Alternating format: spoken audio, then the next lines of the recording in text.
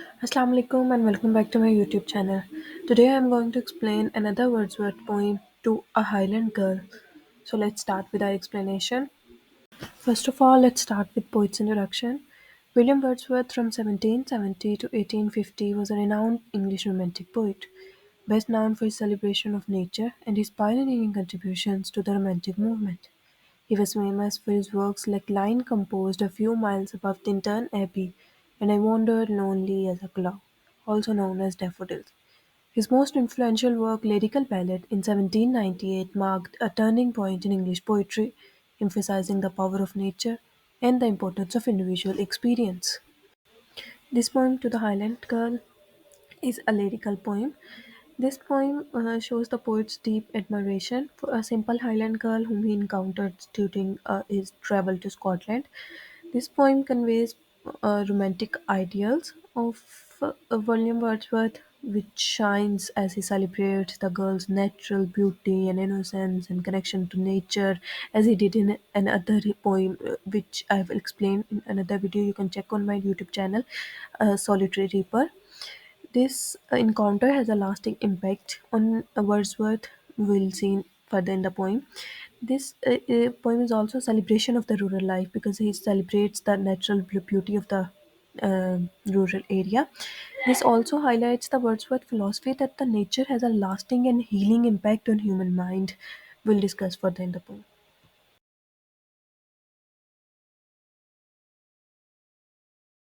Let's start with stanza number one. Sweet Highland girl, a very shower of beauty is thy earthly dower. Now Wordsworth started the poem by introducing a Highland girl, and he's saying that a very shower of beauty is thy earthly dower. He's saying that the earth has gifted, dower means gifted, earth has gifted and earth has showered the beauty, innocence, or we can say natural charm on her girl, on the Highland girl. And shower is could be the symbol of the abundance. So the beauty and innocence is in the abundance in that girl, or this could also symbolize that that girl is totally unspoiled by that materialistic city life, and she is totally a naturalistic and simple girl. Twice 7 consenting years have shed their utmost bounty on thy head. Now he's estimating the girl's age, and he's saying that twice 7 consenting years, which means that 14 years, and he's saying that years have shared their most beautiful gifts on thy head. Now there's a use of literary device called personification. Personification is a literary device that gives human qualities, emotions, or actions to non human entities such as animals, objects, or abstract ideas. Now, Wordsworth is saying that these years have gifted you with the fullest gifts of life, like we can say youth, or beauty, or vitality. So, this idea of gifting, it's a human attribute that human gifts gift something to others, not years gift something to. That is an example of personification. So, moving forward. And these grey rocks that house hold the lawn, those trees and vales is half withdrawn. Now that's an example of imagery. Imagery is a literary device that uses descriptive language to create vivid mental pictures, appealing the five senses like sound, sight, smell, touch, taste, etc. So throughout in this poem, by the description of the girl and that this description of this environment, that's a whole of these lines are the example of imagery because it's through this descriptive language, he's creating a image in front of our eyes. So that's an example of imagery. Through these lines, that these grey rocks, that household lawn, those trees, he's describing the natural surrounding of the girl and the connection to her as lawn, trees, rocks, the net connection of the girl to the nature. And by this a veil just half withdrawn, he's suggesting a mystery or the secrecy in the natural environment. The fall of water that doth make a murmur near the silent lake. Now, this murmur of water is an example of onomatopoeia. Onomatopoeia is a literary device in which a word imitates the natural sound associated with an object or an action or event. These words are phonetically constructed to resemble the sound they describe. So in this line that the fall of the water doth make a murmur near the silent lake, this murmur is an example of onomatopoeia. Now in these lines he is continuing the description of the natural world, that there is a waterfall and there is a silent lake, and he's evoking a sense of peace and sense of harmony and sense of natural environment in us, in order to tell us the connection of the girl and her natural surrounding. Okay, this little bay, a quiet road, that holds in shelter thy abode. Now Wordsworth is talking about girl's home, that where he's living, where his residence of the girl, and he's saying that she lives at a quiet road in a very peaceful and secluded area, and it also shows the tranquility, the peaceful environment of the girl, and how Wordsworth described that, and that holds in shelter, that nature is providing a shelter, nature is providing care and security to the girl, and that's this is also an example of personification, that how nature is providing shelter, which is also a human attribute which he is giving to the nature, and also a beautiful example of irony, sorry, imagery. In truth, together do you seem like something fashioned in a dream. Now he's saying that together, girl and the environment look together like something in a dream. So perfect, they look together so perfect that's something created in a dream. Now he's comparing girl and the natural environment by using the word like. So that's an example of simile. Simile is a literary device that compares two different things using the words like or as. So that's the only difference between the simile and the metaphor. Metaphor does not uses these two words. Metaphor also compares two different things, but without using the words like and as. And simile uses the word like and as. Now Wordsworth is comparing natural environment and the girl by using the word like, and he's saying that they both together they look like an ideal vision. They look like a perfect dream. So in moving forward, he's saying that such forms as from their covert peep when earthly cares are laid asleep. Now he's continuing that idea that they both together look like a dream and look so perfect, that perfection we see when everybody that's formed as from their COVID be such forms, such perfection we see when the earthly cares are laid sleep, when we are all asleep, when we are dreaming. At that point, we see this kind of perfection, that this kind of mystical and magical perfection, this kind of resemblance. So now that's also an example of personification when he says that earthly cares are sleep, earth do not fall asleep, and he's is saying all this in order to emphasize the purity, in order to emphasize the peace of the scenario. But oh, fair creature, in the light of common day, so heavenly bright, now he shifts from that dream-like mystical tone to acknowledging that in the fair, but in that in a common daylight, she looks also very beautiful. She looks heavenly bright in the light of everyday life. She in even in the ordinary setting, she looks extraordinary. Okay. I bless thee, vision as thou art. I bless thee with a human heart. Now he's praying for her, and he's praying that I bless thee, that you vision yourself, that you can even imagine that how your vision is, how beautiful you are, how we see you. Okay, I bless thee with a human heart, with our heart, so you could realize how beautiful, how fair creature, how heavenly bright you are. So I bless thee the vision, and I bless thee the human heart of ourselves, so that you could realize your worth. God shield thee to thy latest years. Now, in these lines, poet is using a literary device of apostrophe. Apostrophe is a literary device in which a speaker addresses an absent person or an abstract idea or an inanimate object as if it were present or capable of understanding. So in these lines, poet is praying for the girl, and poet is talking to the girl as if she is hating, which she is not. So he's saying that God shield thee to thy latest years.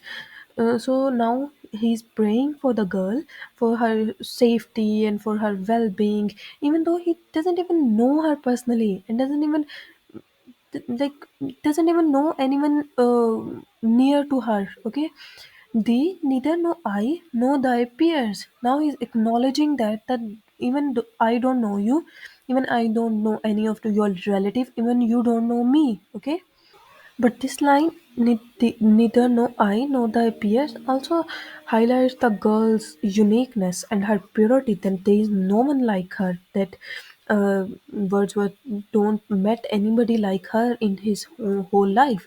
And yet my eyes are filled with tears.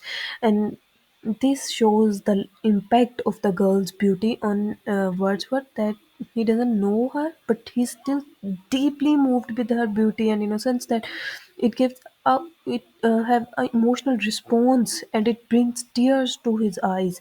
It has a profound effect of girl's purity had a profound effect on Wordsworth, and that's an example of irony. Irony is a literary device or rhetorical technique in which there is a discrepancy between expectation and reality, or between what is said or what is meant. Now here the irony is that doesn't even know her, she doesn't even know him, but he's moved to the extent that she brings tears to his eyes. That's an example of irony.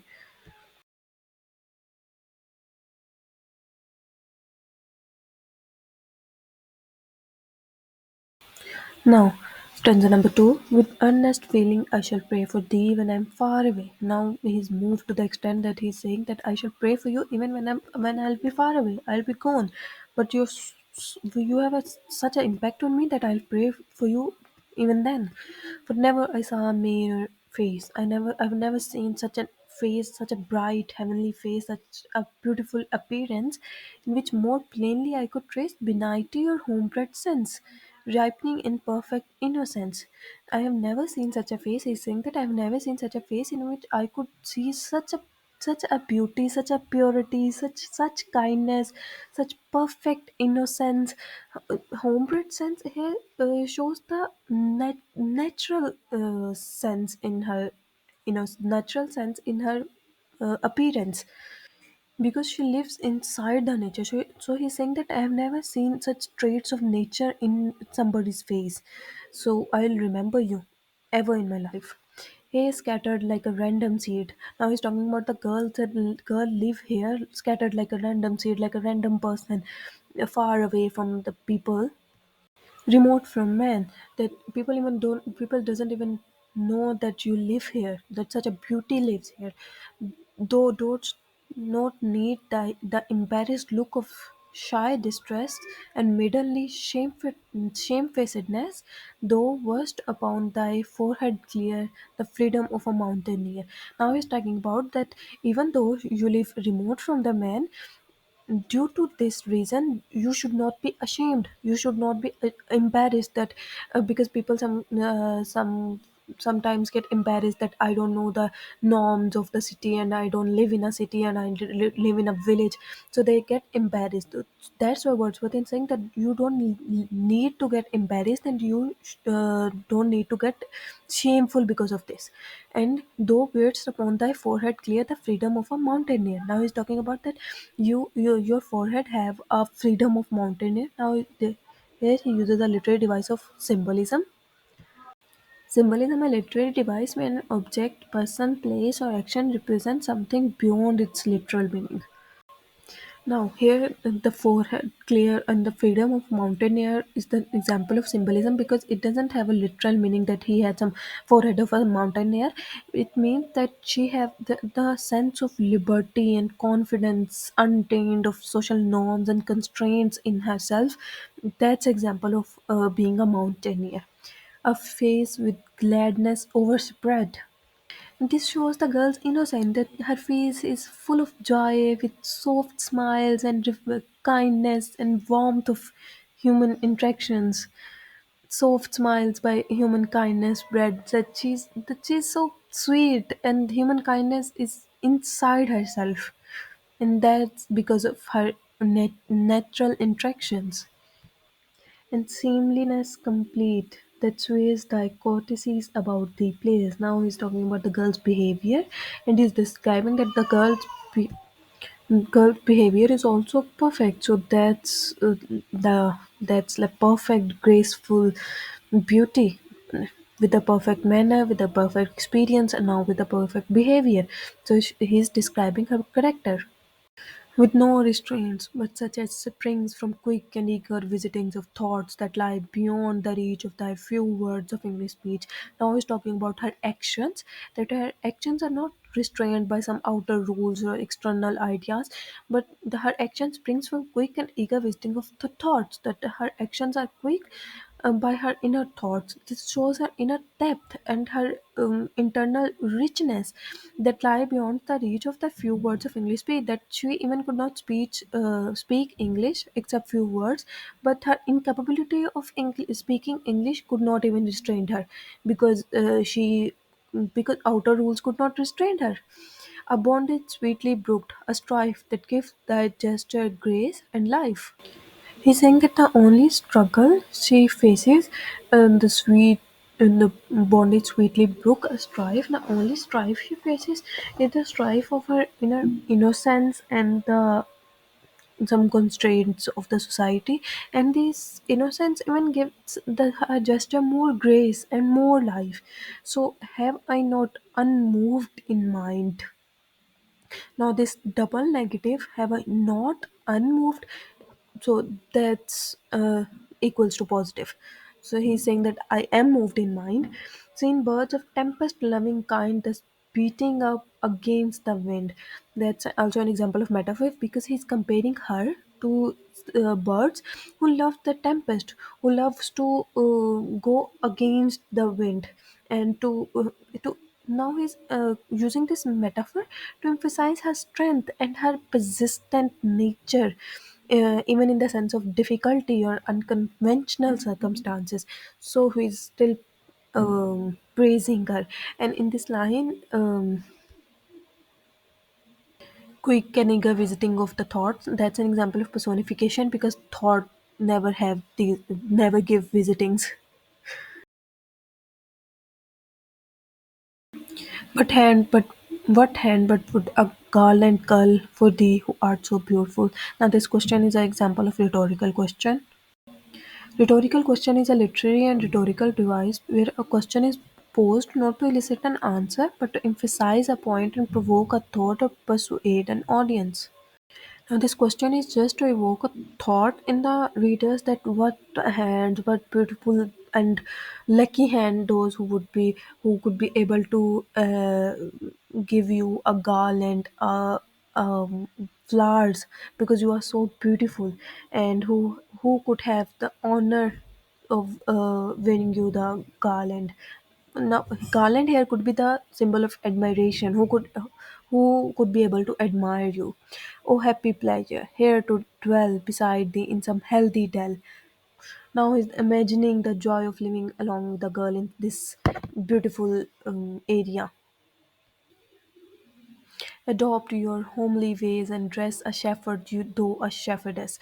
Now he's imagining that what would be the scene when someone start living with you and this home and dress like you, dress like a shepherd, and you will be the shepherdess. But I could frame a wish for thee. Now he's foreshadowing and praying for her.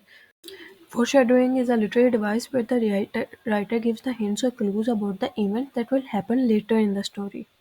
More like a grave reality. Now he's foreshadowing about the grave reality. He's more foreshadowing about the life. Thou art to me but as a wave of the wild sea. Now he's foreshadowing the reality that thou art to me but a wave. Thou art to me but a thought, but just a breeze, because I could not be able to live with you. He was giving us a beautiful pastoral imagery, and he was wishing to live with her, but he know that the grave reality is that he could not be able to. And I would have some claim upon thee if I could. though, but of common neighborhood. He's saying that I wish I could have some claim upon thee. I could, even if that claim could be of same neighborhood, even if I could live near you without any relation, that would be enough for me. But that's only a wish. What joy to hear thee and to see thee. What would be a joy if I live in the same neighborhood and I could see you more rapidly and I could hear you. The elder brother would be the father, anything to thee. Now he's wishing to have some kind of relation with her, any kind of relation with her. That's an example of hyperbole. Hyperbole is a literary device that involves exaggerated statements or claims that are not meant to be taken literally, and that longing of the poet to have any kind of relationship with the Highland girl is an example of hyperbole. Now thanks to heaven, now he's thanking to heaven for the even let him saw her, that of its grace hath led me to this lonely place. Now he's thanking to heaven that the heaven led him to this place, this beautiful landscape. Now this heaven is also a religious allusion, and joy have I had, and going hence I bear away my recompense. And now he's saying that with heavy heart I'm going away because I have to. That's a grave reality. He foreshadowed that I could not live here, though he want to. But he's saying that with heavy heart I'm going away. But thank God that I had a chance to travel through here. Okay. In sports like these, it was we prize our memory. Now he's saying that these sports are like a prize to our memory because I have earlier discussed in the introduction of the poem that this is Wordsworth philosophy, that these memories, these moments are like a heaven for us because we um, store these memories in our mind, and then we can recall this in any later years, and these memories fill our heart with the pleasure of the moment. So he's saying that we prize our memory, feel that she hath eyes, then why should I be loath to stare. Now he's talking about the memory, that memory had his own eyes. So memory stored the moment. That's an example of also the personification, but because memory don't have eyes. And then why would I be low to stare? And that's an example of rhetorical question. So he's saying that if a memory has eyes and memory stored the moment, then why I'm being sad, memory will save it and I could recall it. I feel this place was made for her to give new pleasure like this, like the past continued long as life shall last. Now he's saying that this place were made for that Highland girl, and the beauty of this place is this ability to have this lasting memory, ability to create this impact which the place did, to give new pleasures like the past. Now he's saying that memory of this experience will continue to bring the joy throughout the life, continue long. It shall life shall last as long as I will live. Nor am I loth, though pleased at heart, shall sweet Highland girl from thee to part. Now he's again acknowledging that I'm happy to meet you, I'm happy to see you, and he's saying that I have to part. For thee, methinks till I grow old, as fear before me shall hold. And he's talking about the memory, that memories till I grow old will be remain fair and and new to me as the moment right now. I'll behold the memories as I do now. The cabin small, the lake, the bay, the waterfall. Now he's recalling the natural elements of the area, that I'll remember all these elements, and the spirit of them all the elements, and thee who is the spirit of them all, who is the main central beauty of them all. I'll remember all of them, all of you, and when I'll grow old I recall all of you till the last breath of my life. These are some of the main themes of the poem. Nature as a source of inspiration I've discussed in throughout the poem. Romantic idealization of the rural life. I've also discussed this, that how Wordsworth have this romantic idealization of rural life and how rural life impacts him. The power of memory, that he'll remember this whole situation in throughout his life, and it have a healing impact on him whenever he'll recall the moment, an emotional impact of the moment. I hope you enjoyed watching the video. If you have any question regarding the explanation, you can ask in the comments below. Also, give your suggestion about next poem to explain in the comments. Please like and share the video and subscribe the channel. Also, press the bell icon to get a notification of the next video.